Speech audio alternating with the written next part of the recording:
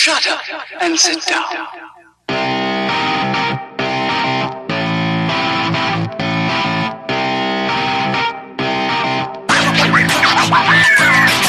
Well, welcome to episode 35 of THiRD SHiFT. I'm one of your hosts, Eric, and with me, as always, is my co-host and companion in all things stupidity, Matt. Matt, how's this week been for you, my friend? Now you just threw me off. We were going old prospector / hillbilly, and then you went like sort of Russian. So I don't know what accent to respond in now. I could... Yo, there'd be gold in them thar Siberian wilderness. I have 75 heads in my head all the time, Matt. I don't know which one comes out. There's 75 heads in my head. That's the quote of the podcast. That's it. That's it. It's done. We just got started. Holy mackerels. Off the rails already. And my Skype is like super lagging, so you're still laughing about having heads in your head. It's awesome. Well, I'm just laughing all the time. It doesn't even matter. But it's been a good week for me. Obviously, we had an awesome St. Patrick's Day. I don't think anybody was like the super goat this year. I think we all had a good time. Did a good job. Yeah, we were all good boys for the most part, I'd say. I give us a B+. I'll take it. Hey. Maybe a B-. There were a couple points where people were getting a little rocky, but it was definitely no C or below. I was going to say better than a C or D, which it's been before. So yeah, it has been that before, for certain. Other than that, it's just been coming up on quarter end, so it's coming up on the end of my evening shifts, and so every single day is just drudgery and hell. Like I come into work, I drive to work, and I go, man, I don't want to be here. And I walk in the doors, and I go, hey, guys. Oh, man, I don't want to be here. And then they leave, and I go, I really don't want to be here. And then for 8 hours, I sit there thinking that to myself. So it's been a great week. Awesome, fun times. I've been playing Yakuza till my eyes have just fallen out of my head. I've been staying up till like 2 in the morning, getting like no sleep, so that doesn't help the other situation. But that's been a blast. It's been my only saving grace. And then, like we said, we know quarter end's coming up, so even more fun to be had. What about you, Eric? How was this week? Well, here's the truth that you should have been saying that you didn't. What's that? How much Borderlands did you play this week, Matt? We did. How much Borderlands would you say you played? About 0? About 0, yeah. Uh-huh. How much Battleborn would you say you played this week, Matt? About maybe an hour, probably. And we played with Howard for like a good 63 minutes. Yeah, that's right. So we've been slacking this week. And as we've discussed before, he's got Yakuza on his back. I've got Horizon on my back right now. I'm trying to pump through it, but also it's just been a weird couple weeks. We've had our St. Patty's Day party. Work's been going bananas with this overtime weekend bull crap. Well, I was going to say, I think St. Patty's Day is what really threw it because, hey, we took Friday off, had a great time. All right, Saturday we normally get on and we play Borderlands or Battleborn or Borderlands for like 5 to 6 hours, just in one big stretch, having beers and having a great time. What do you want to do on Saturday?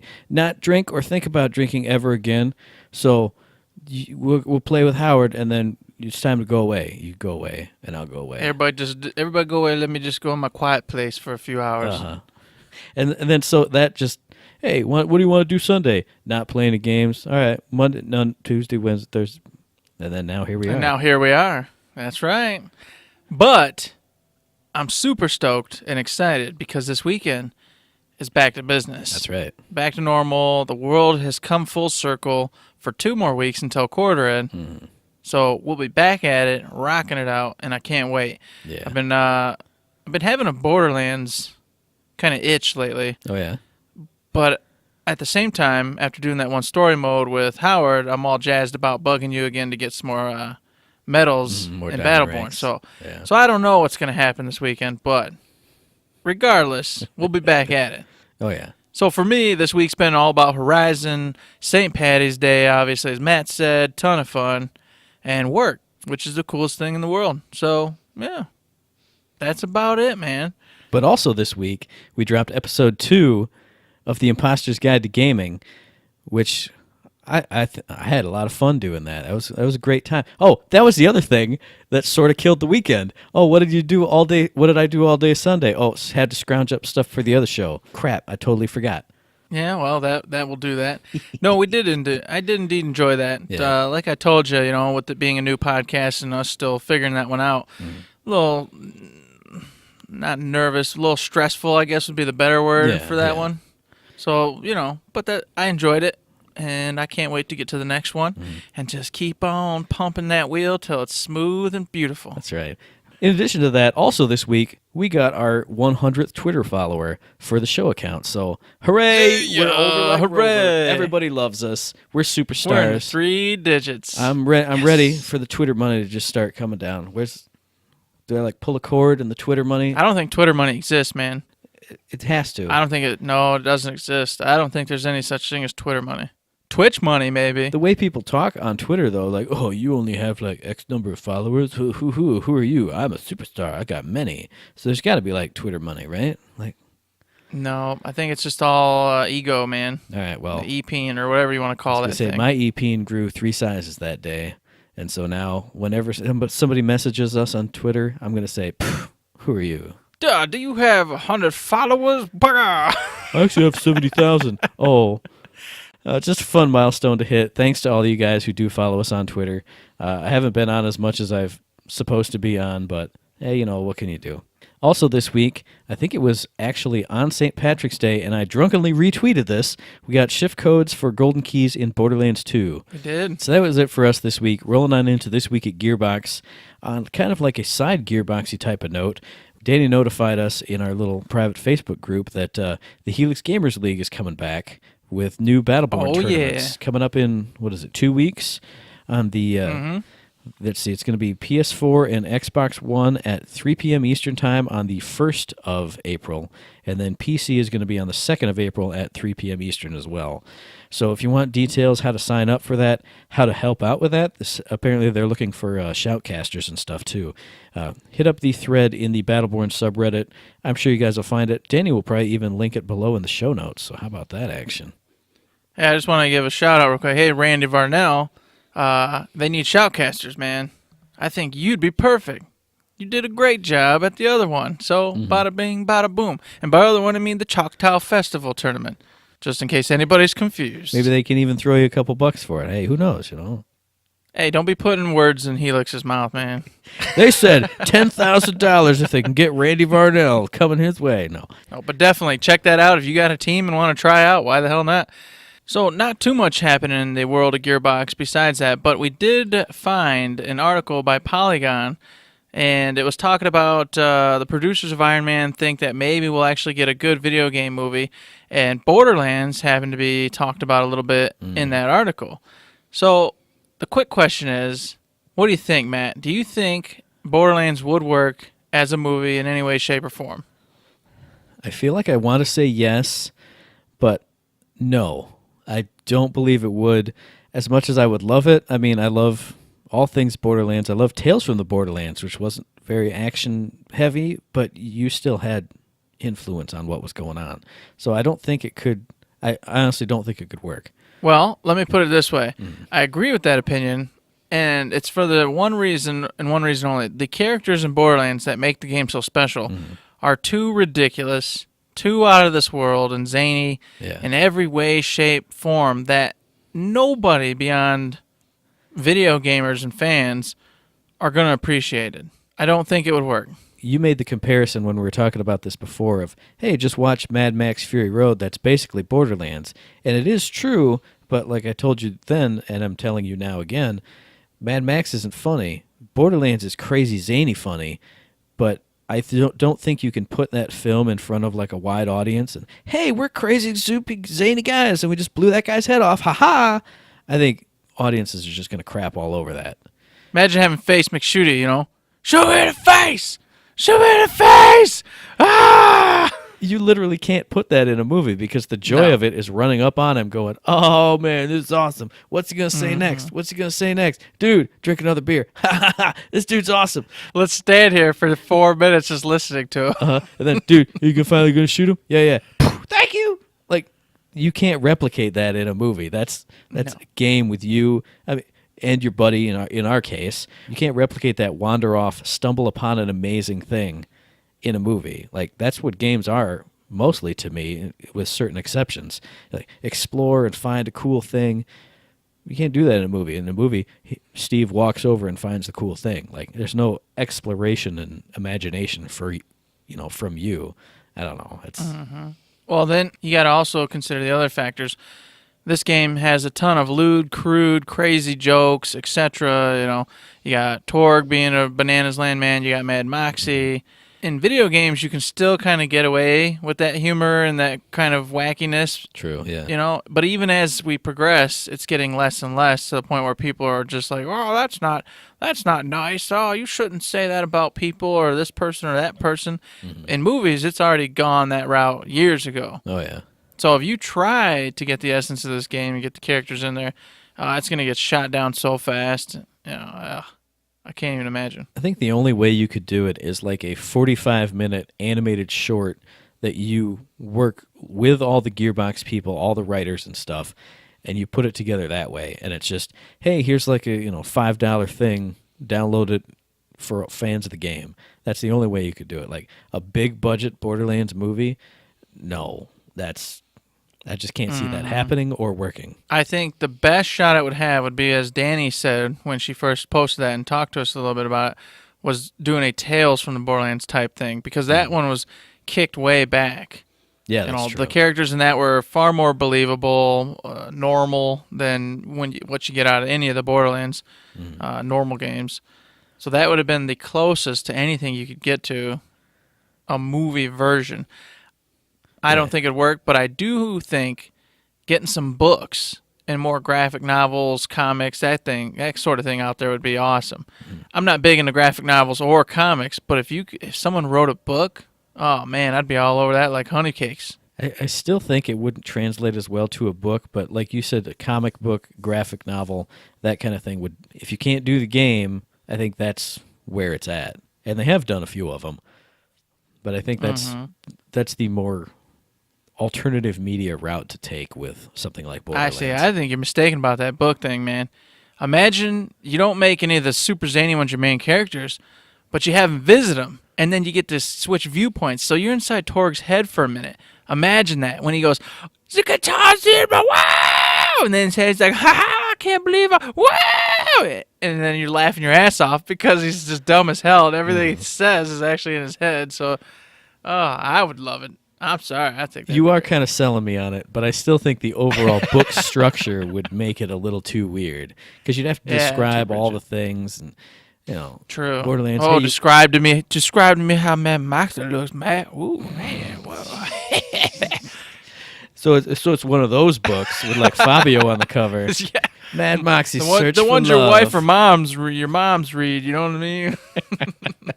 What do you read at work there, Eric? Nothing. Stuff in the desk drawer. Oh, nothing, man. I don't read books. Don't read books. Reading books are for stupid people. Well, so, there you have it. We both say a big fat negative. Do not try to make it a movie. Wonderful. But do make it a romance novel. Make it a romance novel. That's what we're walking away with. Well, I'm glad we did that. I'm glad we came to that solid conclusion, Matt. This is the worst podcast we've ever done. This is the worst. Episode 35, Down in Flames. That's what it's called. Episode 35, Down in Flames.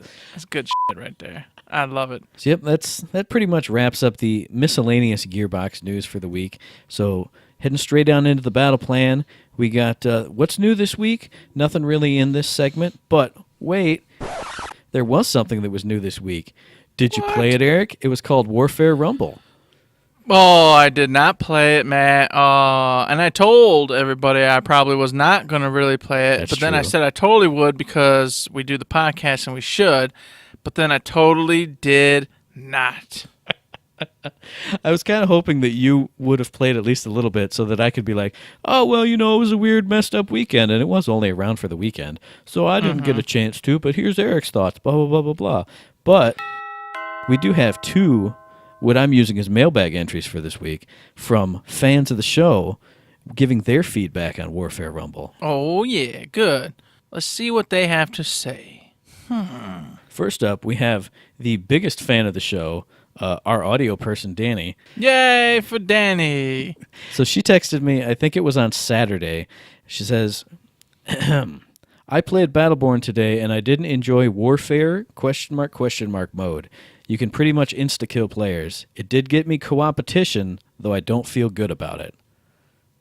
So, congratulations on a false co-opetition. And speaking of that, our next piece of feedback is from our buddy Sean Haggerty, at 10K Beers on Twitter.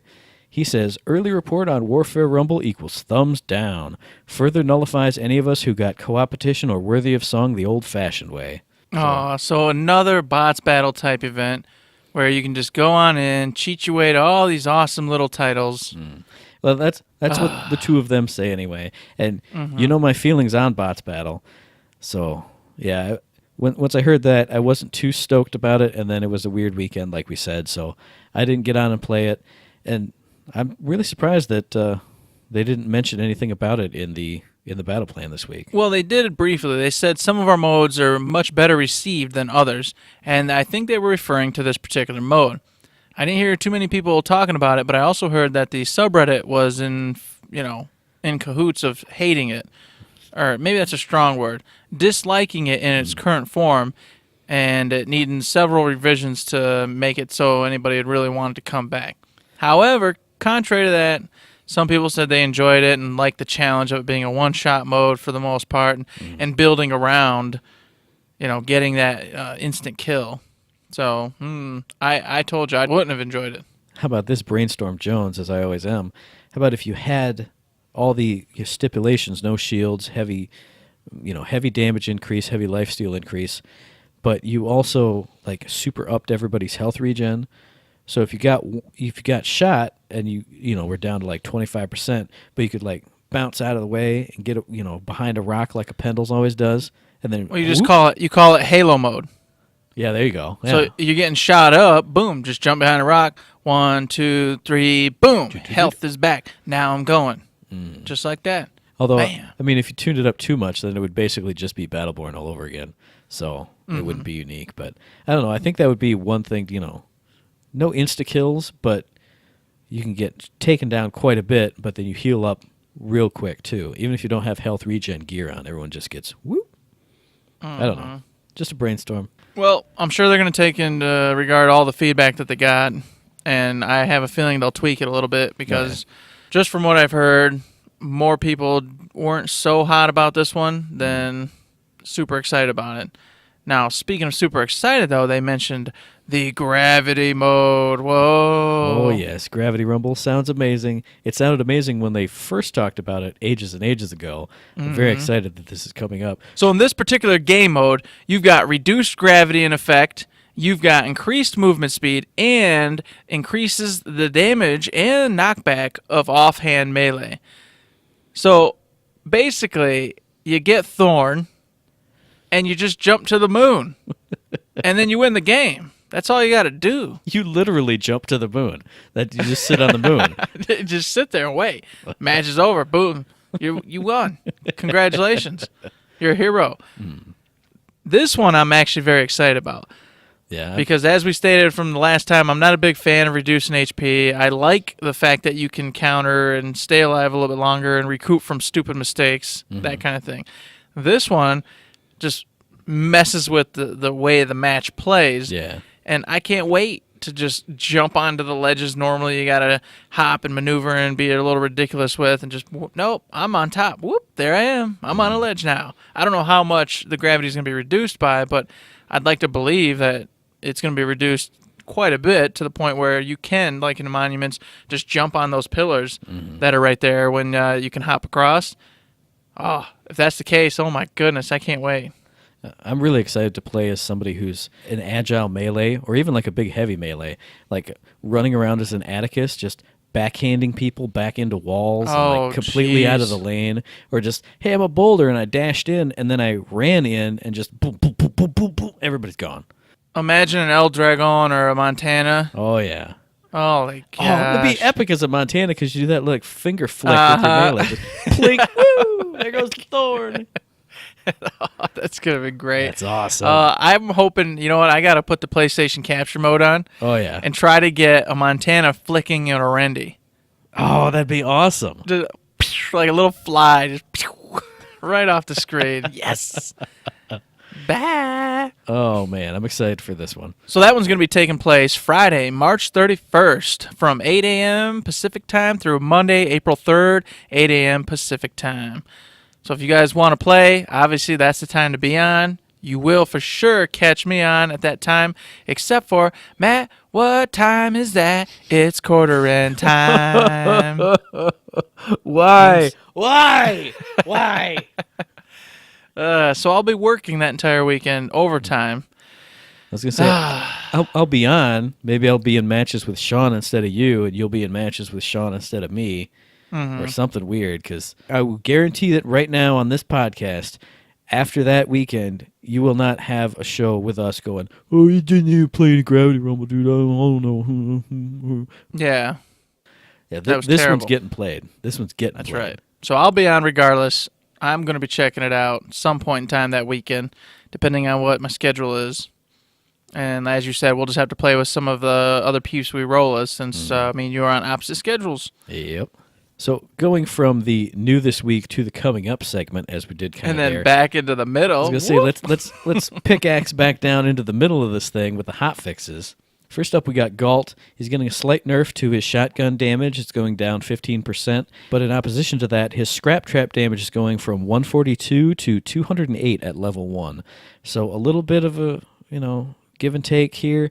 I don't really like this that much. I mean, I haven't played Galt in a long time, but I haven't really liked his scrap trap since they went from stun to slow, and I know you haven't either. I don't really feel good about this change, but I haven't played him a lot, so. Well, that's my same issue. I kind of abandoned him after they took the stun away and made it into a slow. I did try it, but it wasn't working for me. So I kind of gave up on him, in essence. But I don't agree either. I didn't think his shotgun damage was that high. However, I was reading a lot of comments, and there's quite a few individuals who are posting that it was much needed, that apparently he was able to wreck boulders and whatnot at close range than anybody else for that matter. Okay. But the problem with that is, isn't that what he's supposed to be able to do? I mean, that's the whole point of having a shotgun, right? Yeah. Is you're, in essence, not effective in any regard at long range, but hey, you want to get in my face, and you're going to die very fast. That is the whole point of a shotgun. That's kind of been the mantra for any game that has a shotgun for all time. So to nerf that, I don't know. It doesn't sound good to me, but I can't speak to it because I haven't played him in quite some time. The only thing I can think is, I mean, he's got, 8 shells on the shotgun? Is it 8 or 6? I think it's 8. It's 8, yeah. By default.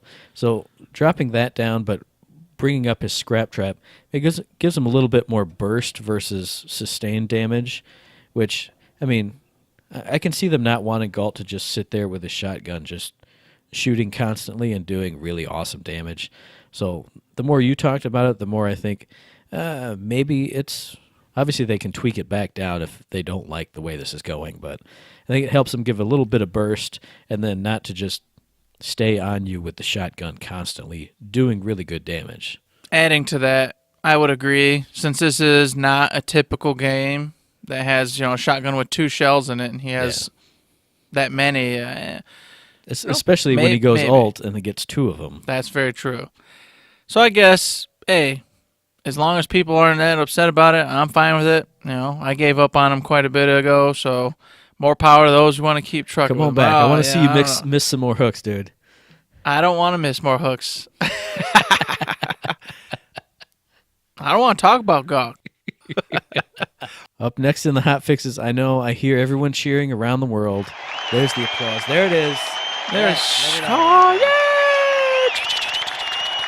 Milk is getting a buff to her Venom bonus damage, going from 16% all the way up to 32%.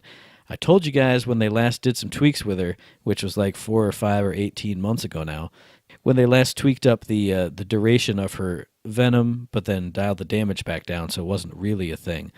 I knew some more tweaks were coming with that. Here they are. There you go. You're welcome. But she got even more than that. That's Matt, right. That wasn't even it. She freaking had her base damage with the claw lunge increased from 142 to 208. I mean, both of those are pretty significant chunks of damage right there. I mean, so anybody complaining, heck, man, life is good for Melka. Because I'm telling you right now, even with her previous nerfs, I've faced several Melkas who are just killing it, doing an amazing job. That frickin' the human hack dude from the Married team. He's always a Melka, and he does really good. Yes, he does. Oh, no. We can't play him ever again. No.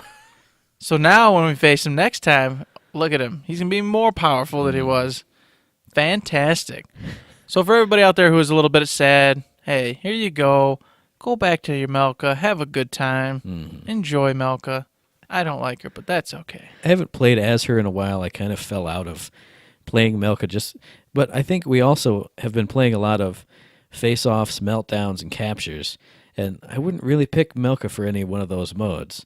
If I'm in meltdown, I want AoE damage, and if I'm in capture or face-off, I'm going to be invisible pendles. So she's not my jam. I don't enjoy her playstyle whatsoever. So you're not going to see me rolling with her that often, except for in story mode, just for some kicks and fun.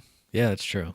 She is pretty fun in story mode, and nice and easy too. So. Wrapping up the hot fixes, they had one bug fix for minion bots. Apparently, the blade bot's damage was scaling a little bit too high when it leveled up, so they went ahead and fixed that. I feel like I've noticed this before, because I've been standing in a lane or on a story mission, or at some point anyway, and I've been like, dang, what is wrecking me? And I turn around, and it's a stupid little blade bot. I'm like, what the hell? Plink dead.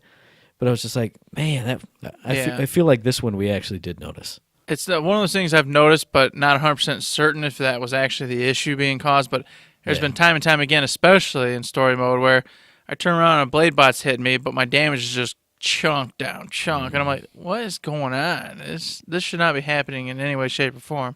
It's one of those where you turn around and it's like, man, is it like a bone crusher or a brute I didn't see, or like it evolved? Oh, it's a blade bot? No, blade bot. What is this? How is this possible? Oh, my God. I'm a big, tough wrath. You can't hit me like that. That's right. Tuck those blades away. Put them away, sucker. So I'm glad they did it. I don't know for certain if it affected me, but I have a feeling it did because, like I said, there's definitely been issues where I'm like, what the hell's happening to me? So I'm happy. Thank you, Gearbox, for changing the minions and making them better. That's right. Heading on into the community spotlight, we get a shout-out, which I'm going to pass along to Danny because it wasn't either one of us. No, it was Danny. But she pointed out Metal Fortress, who is a YouTuber who does metal covers of video game music and all kinds of other stuff. He did a metal cover of the Battleborn opening theme and the main menu music. And man, oh man, everybody loved this. I saw her post this, and I hopped back on Twitter like 6 hours later. I was like, dude, why do I have like 80,000 notifications? Open it up. Oh, okay. Everybody really loved this. And he did a really good job, too. Yeah, I listened to both of them, and I enjoyed the heck out of both. It was definitely cool of them to give the shout-out, for Danny, who posted it for THiRD SHiFT, obviously. And definitely shout-out to Metal Fortress for putting out some badass music. Keep it up, guys, because you guys are awesome. That's right. No lore this week. They said it'll be back next week, maybe bigger and better, maybe in a different format, maybe in some kind of... I'm not going to Conjecture Land. I'm not going to do it. We're not doing it. No Conjecture Land today, but they did say they're giving a week off to go in more in-depth, which would imply that we're going to get even more really cool lore segments that are in the vein of the last couple, where you're getting a real story told to you that could be in a comic book, in the game, perchance, any of these things. Who knows? Looked cool. Maybe a link to like a lore encyclopedia that they're going to start building. Stop it. You started it. You said a comic book in the game, dude. You were already half in the boat. I'm trying to stand here on the shore. I'm taking my foot back out of the boat. I'm taking my foot back out. Jumping out of that boat. Let's go. Moving on. Whoop-de-woo. What else we got this week? We got the Bulletstorm stream, which was a total surprise to me because mistakenly I don't think I follow Bulletstorm on Twitter. So when you texted me today, you were like, hey, there's a Bulletstorm stream. I went, what? And then I went and hunted down Gearbox's tweet, and I went, oh, look, there is. Oh, okay. So we both checked out the Bulletstorm stream, and not only did we both check it out, but Danny was in there as well. So yeah, the whole THiRD SHiFT team watching this stream. It was a good time. Meredith was there. Lisa was there. Joe was there, and then you had one or two Yahoos in the background who weren't making themselves known the entire time. It was Sean. Yeah, Sean. They went through a bunch of stuff about Bulletstorm, previewing the Duke Nukem mode. Oh, yeah. They previewed a little bit of the Anarchy mode, which is a horde mode, multiplayer version of it. They talked more about the Echo maps you're going to be on, and using the individuals over at People Can Fly to showcase one of the Echo maps. They went through and showed you a little bit of how you can become a better player and get some points stacked up and how that all works. Basically, it was pretty neat. I had a lot of fun with it. What'd you think? I thought it was pretty fun. I liked how they reiterated all the bonus stuff that you're going to get with this, because you're getting the full game plus all the DLCs that came out plus new stuff on top of it.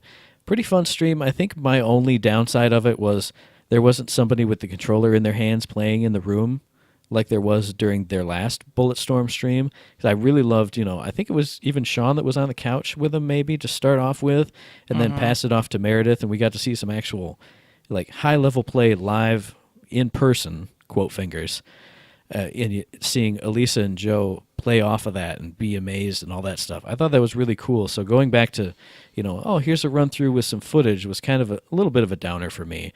But I did like hearing about the Anarchy mode, hearing about the Overkill campaign, which is kind of a new game plus, and it gives you all the weapons unlocked. And if you've done all the skill shots with the weapons in the original mode or new game plus, you get infinite ammo for those weapons. Yeah, so when I heard that, I was stoked. Oh, yeah. Because I'm the type of guy, as Joe said he was as well, who gravitates towards 1 to maybe 2 weapons. Mm-hmm. So guaranteed in the first playthrough, I'm going to gravitate towards 1 or 2 of them, and I'm going to end up with all the skill shots, which means in the New Game Plus, infinite ammo. Oh, man, that's going to be so much fun. Mm-hmm. I'm excited. Don't have to worry about, I better change to another one. I'm losing this ammo type, blah, blah, blah. I got to save up and get enough money to purchase some more ammo. Nope. F it. Murder, face, kill. Yeah. And I think for me, my only downside of this game is I'm going to be completely opposite of you. I'm going to pick up a few, few skill shots I'm good at hitting, and I'm going to rely on them too much, and I'm not going to have enough money to buy more ammo, and so I'm going to be running around with my foot sliding and kicking and jumping. Speaking of having no weapons, they talked about the Ultimate Echoes maps, which are going to be pretty much like the normal Echoes, but she said there's going to be a specific challenge for each map. I'm a little confused on it because she said one specific challenge and then that there were going to be 3 and then like an ultimate 4th one for each map. So I don't know if that's just going to cycle through each playthrough. You get a different ultimate challenge, but one of them that she uses... She said it was the very first one, too. That one she used as an example was you got no weapons until you completed a specific challenge, and then you got your weapons back. So you had to run through, kick people off ledges, kick them into spikes, kick them into this and that and the other thing, use your leash to grab them and throw them and bounce them up in the air, all that stuff. That sounded like a lot of fun. That looked like a lot of fun, but that's kind of like that stressful mode you start out with, because like she was saying, you actually got to think, prep for it, understand what's happening. True. I was super stoked about the Anarchy mode. Mm. We get a good old-fashioned horde mode, and this is the multiplayer one where you will, in-game, be playing with other players if you choose to. And it's, as I said, horde mode. Waves of enemies come at you, and what's really cool about this is you still get skill shots, and not only do you get skill shots, but she said there's special skill shots involved being tied to multiplayer. Oh, yeah. So there'll be all sorts of shots you can take, working hand in hand with your buddies to pull off. And then beyond that, to ramp up the challenge, bosses will come out. And with these ones, you have to work as a team to take them down in a very specific way to move forward. And I was like, oh, that sounds awesome. That sounds like the end of a drunk night after a few rounds, getting very frustrated because one of the other individuals is not going to do what they're supposed to do. Or everyone else getting frustrated at us because we're off like throwing our leashes into trees and stuff. And they're like, dude, you got to grab 6 points on them. And we got 4 of them. We need you to. Huh? I'm going to shoot this tree, dude. I'm going to shoot a fly. Man. Speaking of that, how easy and awesome would that one be?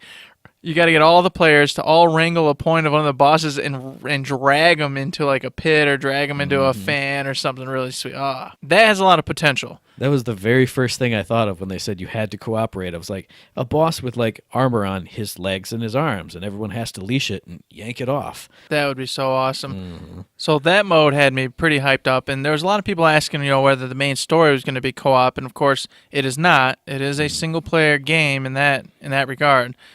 So for those of you asking, that's the answer to the question. It is a single player in the campaign, but Anarchy mode does provide actual co-op and echoes. You can challenge your fellow players to the timed, obviously, completions. So, I can be like, I completed it in 4.7 minutes with 17,000 points.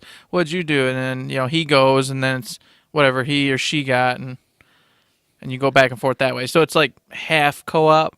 Well, it's that score attack. Yeah. I'm looking forward to booting this up and seeing, friends leaderboard. Oh, Eric up my score on Watership Down or whatever it's called. Oh, let me go in and tick, tick, tick, tick, I'm going to play this for 3 hours and beat it. Exactly. And then I get on them angry, and and then we go back and forth that way. I just wake up to like a dirty text. Hey, beat your score, you motherfucker. Oh, well, here I go. That's not true. I'm going to try to stealth it. I beat his score. He ain't going to notice. I ain't going to tell him anything. Long at night. Oh, look who's the top. Yeah, we'll have like a score recap on third shift. We're like, hey, man, which score's at? Oh, you son of a bitch. Hey, that might be fun, So we'll see how that goes when it comes out. I like that. It'll be fun. And then plus we could challenge listeners of the show. I'm shaking my head because I know JoJo's is going to have like 80,000 points. He's like, hey, guys, JoJo's. You guys are actually pretty pathetic. I have 80,000 points. Oh, man, Joe. God bless, man. Or it'll be Sean. Hey, guys, I played for 72 hours straight, and I got all the max stuff. Oh, man, I'm also playing tonight, and then tomorrow night, and the night after that, too. Oh, man, I was going to play like a couple times during the week, man. Can see you like Sunday? All right. Goodness. Oh. So beyond that, they talked a little bit more about campaign mode and mostly Duke Nukem. Yeah, and I thought this was pretty cool, especially when they pulled back the curtain a little bit and said, yeah, we were just going to have John St. John come in and basically re-record Grayson's lines in Duke's voice. But then he went, hey, I don't think Duke would say this. And they went, yeah, you know what? Let's get everyone to just collab in on this and make Duke be Duke. Make it a full Duke experience. And I thought that was cool. I mean, I like little stuff like that. Like, how did this happen? Oh, well, we did this and this and this and this. Really behind-the-scenes stuff. I really like that part. And then, of course, we got to see some gameplay, and then Duke just chucking out those lines. And I was very impressed with the fact that even after they said they did a whole script of him just coming through, I still thought it was going to be, hey, once in a blue moon he's talking and giving out a one-liner or something. That entire gameplay clip they showed, he was just going back and forth with the other main character. And it was just always going and going and going and going. And I was like, holy shit, he's actually just talking. It's not like these 40 lines and that's all he did for the whole thing. It's the whole game. He's got line after line after line after line. That was very impressive. And a lot of it was hilarious. I never played the first game, so I'm not sure if it was, those were her lines anyway, and they just had Duke playing off of it so well that it felt really natural, or if they actually did record some more dialogue for her. But I thought it was pretty cool. The one thing I did notice was that the cyborg companion dude did keep calling him Grayson, every now and then through there, and I was like, well, you can't have everything. Mm-hmm. Yeah, it's acceptable. It's understandable. Yeah. But I was definitely impressed with Duke's performance there with the lines, and I was definitely impressed with the female lines in there. But I've got to say, to be honest, the robot guy is exactly what he says. Robot man. He's not impressing me. I'm not digging him. Obviously, I can, look forward to getting into the game and seeing if that changes or if he's supposed to just be an asshole who you don't like at all. But he's definitely coming off as that. So, job well done if that's what they're trying to go for. I think in the original, he was supposed to be like Deadpan Jones and like a little pissed off that, again, I never played it myself, but I seem to recall people saying that like at the beginning of the game, you're a drunken douchebag and you managed to crash him on the planet, so he's kind of pissed off at you for doing that. I don't know. And rightfully so. Yeah, but well, so there he's being an asshole. What do you want? Plus, he got turned into a robot, which anybody'd be pissed off about Except for why would you be pissed? Because, yeah, sign me up. Day one, Robot Eric. Can't wait. Not going to honor those bogus treaties. Never. So what else happened with that? You know, they had the Duke Nukem playing. They did the Echo map. They taught you how to, you know, get some scores racked up. Talked a little bit about the skill shots and, you know, some different ones you can get a hold of. That was about it. They showed another one of their Duke Nukem inserted into a classic tale commercials. Oh, my God. That was awesome. That was Holy pretty good. cow. They are doing a badass job with those commercials. Yeah. So whoever was in charge of that, somebody else needs to hire that individual, male, female, whoever it is, I don't care, and get them on board because they know what it is to bring commercials back. Get them on the Super Bowl ads because they've been trashed the last couple of years. Yeah, I agree. We've seen the Moby Dick one. We've seen the Christmas Carol one. I think they said a new one was dropping sometime soon. I don't know if it was next week or just tomorrow. I'm definitely going to hunt down all the rest of them once they're all out. Well, I'll be paying attention. I'm hoping Gearbox and or Bulletstorm will keep me afloat and let me know whenever they drop a new one so I can check it out since I don't really watch a lot of TV per se. I don't go on websites or watch TV. I just read books and play Yakuza. So with this stream, plus the other one we saw and some other gameplay and whatnot we've been checking out throughout the different events, I can honestly say that I'm really stoked about this. I can't wait to get my hands on it. And the best part is they said the original playthrough, you know, 8-10 hours, whatever it is long, so you'll be able to rock through the story in a very reasonable amount of time. But you're going to get the extra game mode, you got the anarchy mode, you got the echo maps, tons of value for the buck, tons of replayability involved, and that's only if you choose to. So I mean, I'm excited about it. I can't wait to get my hands on it. And obviously, as I said, if you pre-order, you get the 15% off, plus you get the Duke Nukem DLC, which, Matt, hey, the Duke Nukem DLC, like, say I got no money, man. Say, like, I have to buy this game day one. I don't want to save 15%. Okay. And get a DLC for free. I don't want to do that. I want to buy this game for $60 base price when it comes out. Okay. Because right now, Johnny Mac wants his money back. You know, I bet on Bronco, the horse, and he lost. And if I don't pay him, he's going to kill me. So I like that the horse is named Bronco, which is what he actually is. I went out to the Greyhound races, and I bet on Dog, the race dog. Oh, that's a real thing. Thank you very much. So I went to SeaWorld, and I saw Orca, the killer whale. I bet on... Okay. So I don't got the money, man. I'm going to pay for this game. $60 straight out on day one. But you know what? Hey, 2 days later, Johnny's paid. I can buy more things. Uh-huh. But can I get Duke Nukem DLC, man? You can. The Duke Nukem DLC will be available for $5 small at or after launch. So if you somehow can't pre-order it and get it for free, it will be available separately. So there you go, Johnny Mac. You can get your money back. Johnny gets his money. You're happy because you can still get the Duke Nukem DLC. If you can't buy it, pre-order, save 15%, and get the DLC for free. Correct. So just let me reiterate one last time, boys and girls. If this game is interesting to you, this is one you want to pre-order because this ain't like, hey, you get a cool art book and this cool plastic sword. No, you just save money. I like plastic swords. What's wrong with you? You just save money. And this is what I like. I'm liking this. Yeah. Because I'm sorry. Hey, you know, an art book, I'd look at it once. I put it in the closet in the tote, which I'm pointing at, and you can't see. But it's in a tote, and it's gone. I'll probably never look at it again. My children will look at it when I'm dead, and it'll be great. Like, what the hell is this? Toss. Yeah, what's this dumb art book from this dumb video game thing? You know what I'm saying? I do the same thing. You get the pre-order bonus with a figurine. It's going to go on the mantelpiece, and it goes on there for like a week, and then I go, that's dumb. Pack it up, put it away, sell it on Amazon like 8 years later. Precisely. So, yeah. So what do you do instead? Save money. I love this. This pre-order deal is the real deal. But if you're not interested, you want to see what reviews are, I get that too. I do that with a lot of my games. So, just saying. So we've been talking about the release date, but we haven't even said it. No. Launch date worldwide is on April 7th. So go ahead and pre-order now so you can come home after work on Friday and be like, oh my gosh, I got this new game and I got the cool DLC with it. But if you can't get it on that day and you want a Bulletstorm fix, don't worry, because Gearbox says they're going to be doing a launch stream on the 7th.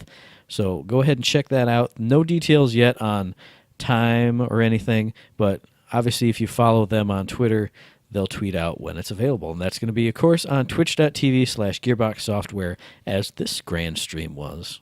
Yeah, and on the last note, before we wrap it up there, I just want to point out, if you guys are listening at Gearbox, I hope you follow through and actually do some anarchy together, because that is a good idea and would be a ton of fun. So, do it. The people demand it. You could have a total play with the devs weekend that weekend to celebrate the launch. And we could get in and maybe be decent. That's right. And I'll just say this. Don't make me bust that shrine out, Joe. Don't make me bust that shrine out. You haven't mentioned it in like 10 episodes. He doesn't even know what you're talking about anymore. Yo, he does. He remembers. He fears the shrine. He fears it. I have this perfect image in my head of your Joe Shrine. I wish I could convey it in words, but I can't. It's good. Just let everybody have their own imagination, you know? That's right. Get some fan art. Send it to us on a Tuesday. I want to see some fan art about what you think Eric's shrine to Joe is. Let me know. I'm looking at you, Bea. You're the one with all the cool artwork out there. She probably doesn't listen to the show, but, you know, hey, there you go. I don't think anybody does. Well, that wraps up the Bulletstorm stream. I did some mailbag stuff earlier in the episode, so no mailbag at the end here. But as always, I do want to encourage you guys to send us your feedback. If you got any questions for us, any comments, any concerns, or if you just want to say hi, you can email that to us at info@thirdshift.me. You can tweet it at us at ThirdShiftMe, and I'll probably be on Twitter a little more than I have been. Or you can find us on Facebook under Third Shift. And as always, we do have a Patreon out there. We appreciate everyone who has been giving us a couple bucks here and there. You guys are the best. And as always, we appreciate the holy hell out of you. And you're the reason we keep going. And not only are you the reason we keep going, we also keep going because everybody who gives us feedback is freaking amazing. We love you guys, all of you, boys, girls, everybody. As always, this podcast drops every Friday, so we'll be back in your ear holes on the 31st of March for our very next episode. And you can find those episodes on iTunes, on Stitcher, on Podomatic for the time being. We upload to YouTube and Google Play Music as well. And if you like what we're doing, please give us a rating, a review, or a subscription on any one of those services, because we really appreciate it.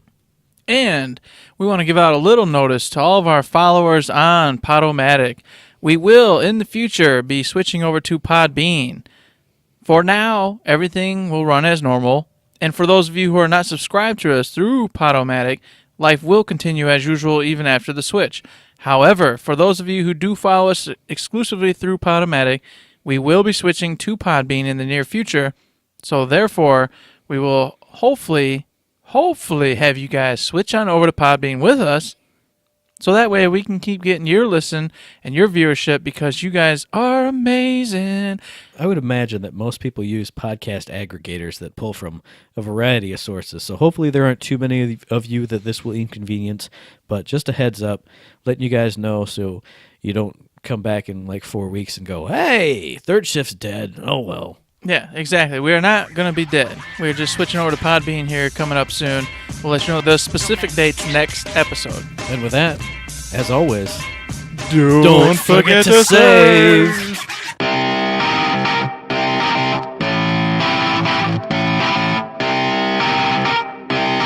Shut up and sit down.